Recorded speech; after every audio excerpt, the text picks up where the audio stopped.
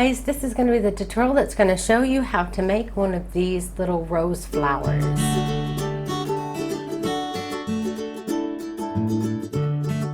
And to do this project I used acrylic yarn. It's anti-pilling so it won't fuzz up after a while, and it's 4-ply for the US, 10-ply for Australia.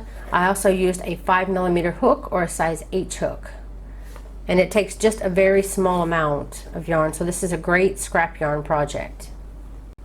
Okay, to begin, you want to make sure that you leave a little bit of a tail on the end to hide so that it won't be sticking out.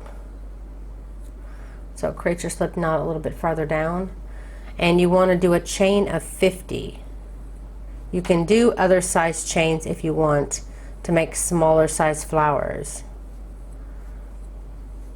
But to make this size, you need to do a chain of 50. So go ahead and chain 50, and I'll see you when you get back here. Okay, once you have your chain of 50, actually maybe I should switch the color of my hook. I'll switch to another 5mm hook, just because it's too close to the color. It's confusing. Anyway, so once you've got your size 50, I should say your chain of 50, you want to go into the second chain from the hook, so not the first chain but the second chain, and you want to do a single crochet and then chain 2. Then you're only going to skip one chain and then go into the very next chain, so you'll only be skipping one, and you'll be doing a single crochet in that next stitch and then chain 2. So you're going to be doing single crochet, chain 2 in every other chain. So again, you'll skip the next chain, and then the following chain you'll do a single crochet, chain 2. Skip the next chain, and then the next one, single crochet, chain 2. And you want to continue this down your row. Okay, you want to continue that to the end of your row, where you should end with a skip 1 and then a single crochet on the very last stitch, in the very last stitch. And that completes your row 1. Now for row 2, you want to chain 1 and turn. And we'll be working now in our spaces, our chain 2 spaces that we made. So all these big holes where we have chain 2, we're going to be using those to put our stitches in. And in each one of those chain 2 spaces, you will put a single crochet, a double crochet, and a single crochet. Then again in the next chain 2, just go right into it, do a single crochet, double crochet, and a single crochet. It's very simple. Single crochet, double crochet, and single crochet. The only problem that I felt that I had is sometimes the space between this third stitch, which is this last single crochet, sometimes you need to make sure that it stays a little tight. Don't let it be too loose, because you want it to be kind of curved. And if it's too loose or meets the double crochet too much on in height, then it won't pull down like it should. So just continue down your row, and you can see how it's already kind of curling, and it's supposed to. At the end of this row you should have like a whole curve like this. Okay, I'm just finishing up this very last chain 2 space. There we go. And when you get done with your very last one, you chain 1 and leave yourself a long tail, especially if you plan on sewing this on something. Leave a long tail, because you have to use this for sewing the flower together at the bottom and to sew it on. So you want to leave a considerable amount if you plan on sewing this onto something. Pull it all the way through. Let me back out just slightly. You can see the shape now is pretty much a circle now. It wants to be rolled up. This is exactly what we're going to do, but before we do that, I like to take this beginning tail that I have where we started our first slip knot, and then I'll go down, whoops, I'll go down the chain just slightly. This middle part will be in the center of the flower and won't be seen, so it's not like it has to be perfect.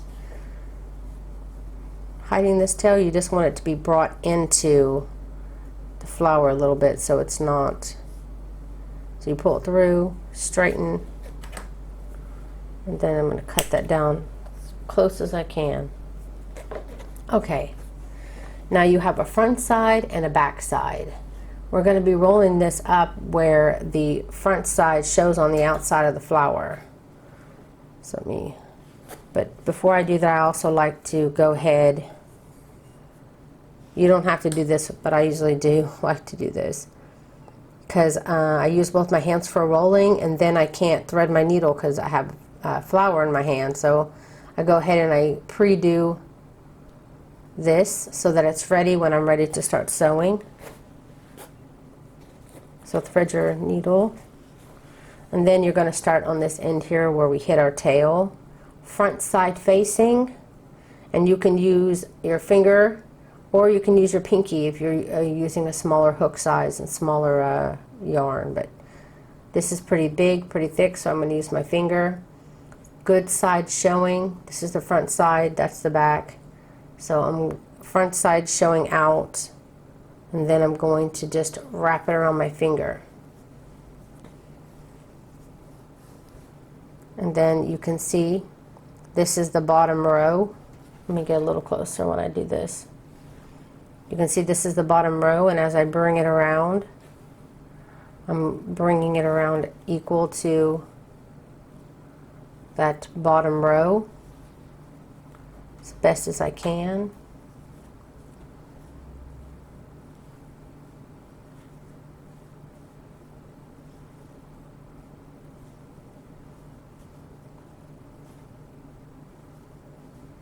Take your time here. I want to make sure that you try to show all of your bottom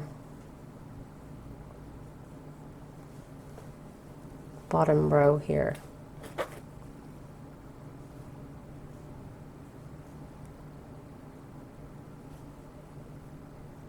There, I've got all my bottom rows here. This is the end part here, so I'm going to go through that bottom first. Then I'm going to continue and try to grab down all my stitches. And then you can pull it up now, or you can just keep going through the rest of your stitches here, which I've grown confident enough to just go through all of it and pull it through.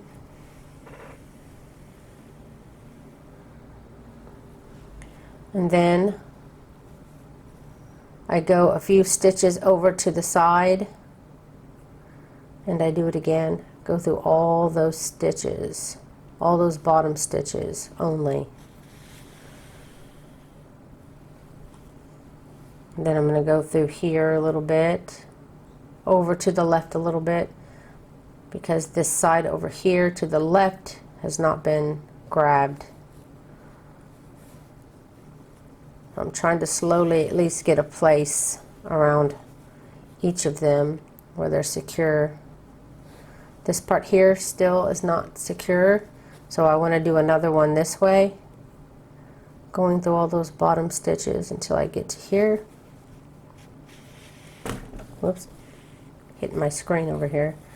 And then this side is a little loose on this side, has not gone through, so I'm going to go through here to this side as well. And I think now they're pretty much all secured.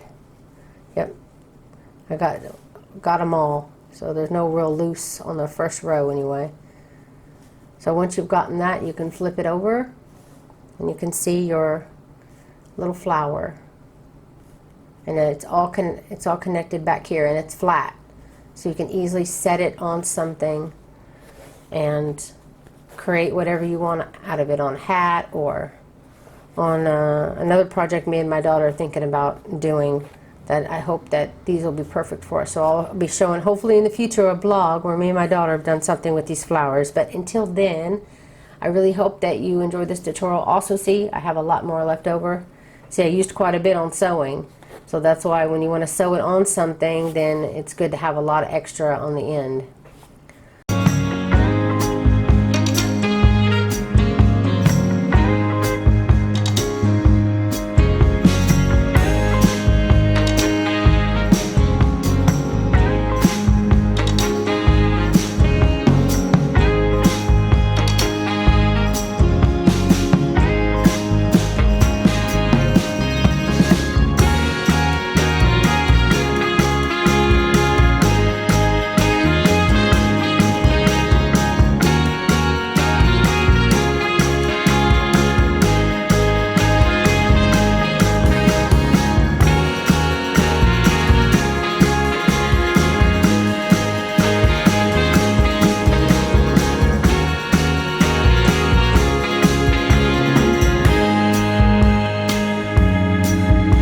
So that's it, guys. I really hope you enjoyed this tutorial. If you did, please don't forget to click like and share and comment down below. It helps me out so much. If you want to be notified whenever I release a new tutorial, you can click that little bell button next to the subscribe button on my main YouTube page and always be notified whenever I release a new tutorial. Also, if you wanted to know what kind of hook this is a wooden furls hook. You can find that link down below if you want to get one yourself. Also, I have two groups on Facebook. One is called Crochet for the Masses, which is more of a private group where we like to share our photos and do quizzes and everything else. It's more of the fun group. And then I have a Crochet Zone Public, which is more public group where we share, me and other designers will go there and share links to our patterns that we're releasing, links to old patterns, patterns for sale, you know, it has all that stuff, but it's mainly a link a place for the designers to share links to their stuff. So if you always want to be up to date on what's being shared out there from the designers, then I recommend you go check that out. So that's it, guys. Thank you so much. You can find all those links down below. Thank you so much for watching.